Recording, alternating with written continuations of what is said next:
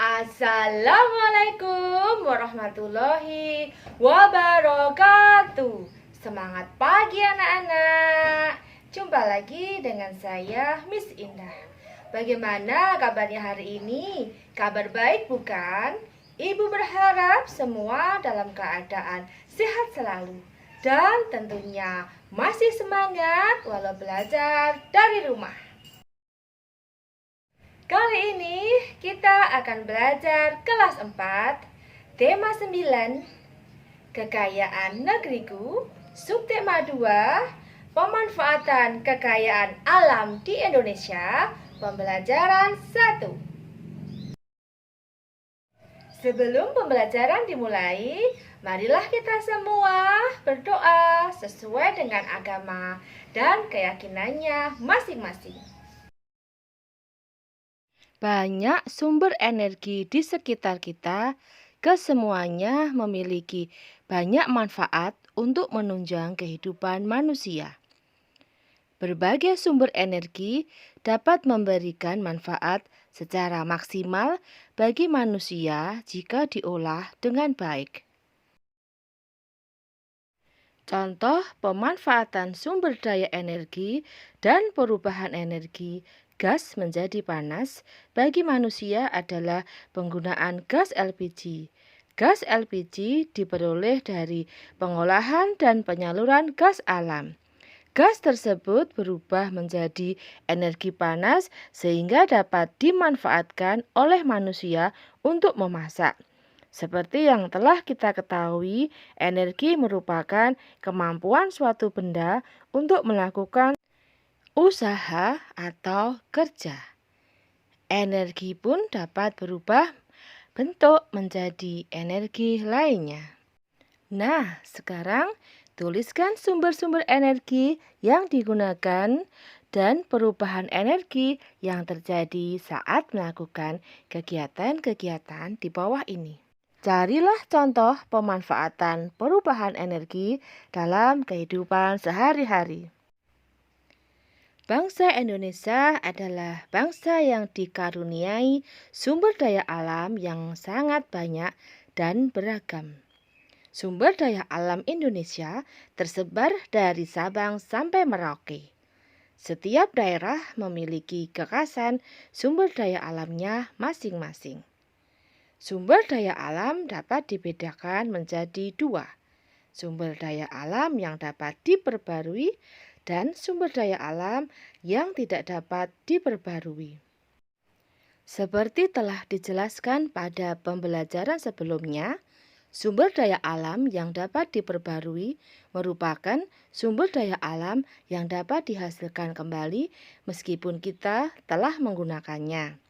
Sumber daya alam ini tidak akan habis jika kita dapat mengelolanya dengan baik.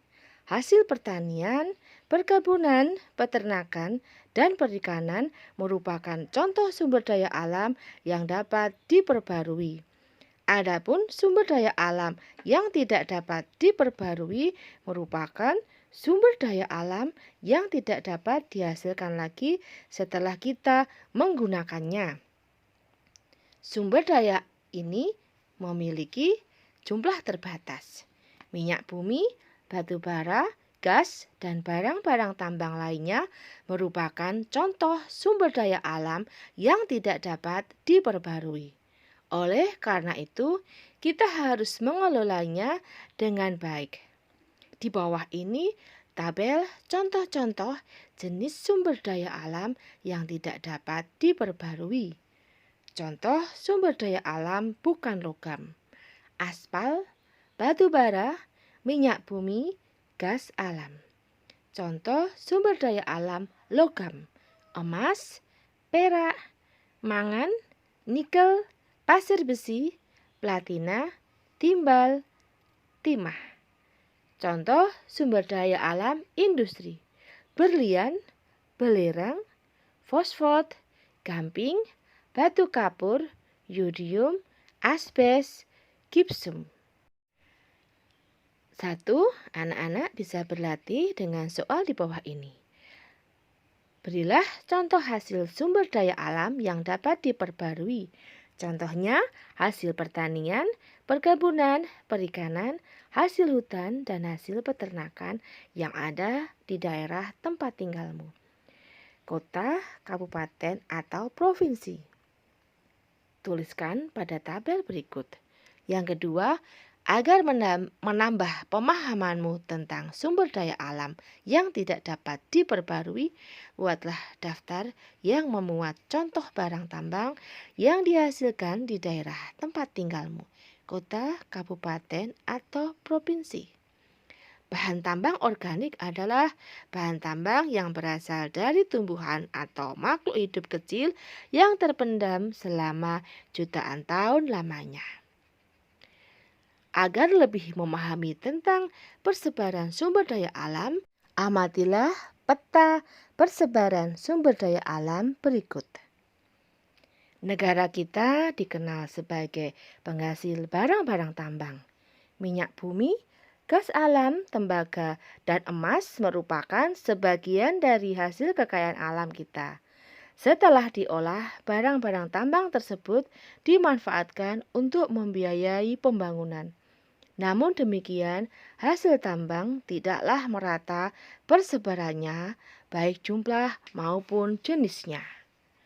Berikut peta persebaran hasil tambang negara kita. Kalian telah mengetahui kekayaan dan persebaran sumber daya alam.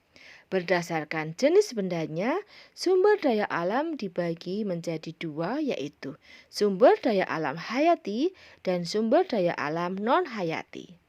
Sumber daya alam hayati berupa makhluk hidup. Sebaliknya, sumber daya alam non-hayati adalah sumber daya alam yang bukan berupa makhluk hidup. Sekarang giliran kamu untuk menceritakan berbagai kekayaan sumber daya alam baik hayati maupun non-hayati yang ada di daerahmu. Sumber daya alam sebagai modal pembangunan. Sumber daya alam yang kita miliki baik hayati maupun non-hayati menjadi modal utama pembangunan.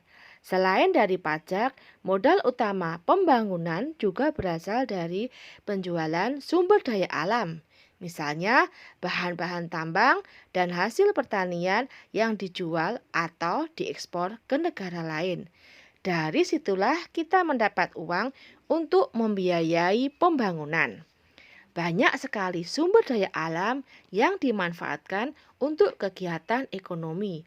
Beberapa yang dimanfaatkan untuk kegiatan ekonomi misalnya hasil pertanian, perkebunan, perikanan, peternakan, dan pertambangan. Salah satu sumber daya alam yang kita miliki berupa kelapa sawit. Kelapa sawit dapat dimanfaatkan untuk membuat minyak goreng, margarin, dan bahan baku sabun. Pemanfaatan kelapa sawit menjadi beberapa produk tersebut merupakan usaha pemanfaatan sumber daya alam untuk kegiatan ekonomi. Masih banyak contoh lain tentang pemanfaatan sumber daya alam dalam kegiatan ekonomi.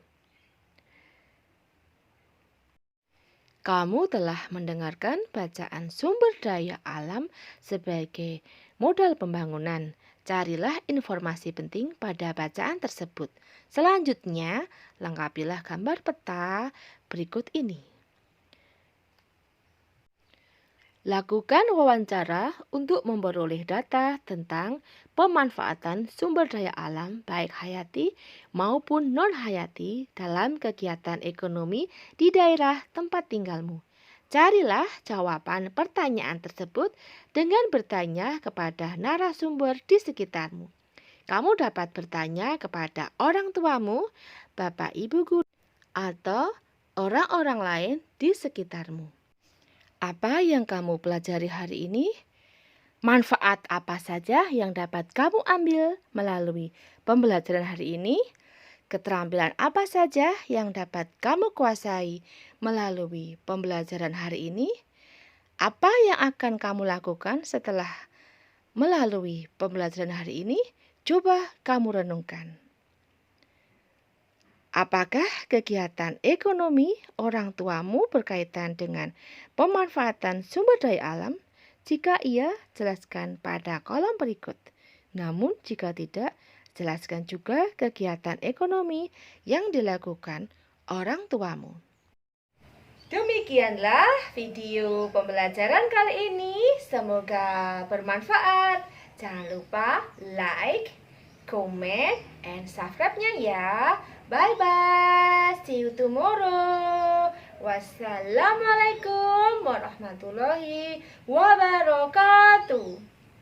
I'm an icon, man. I'm a girl about a 10. I should fuck her in a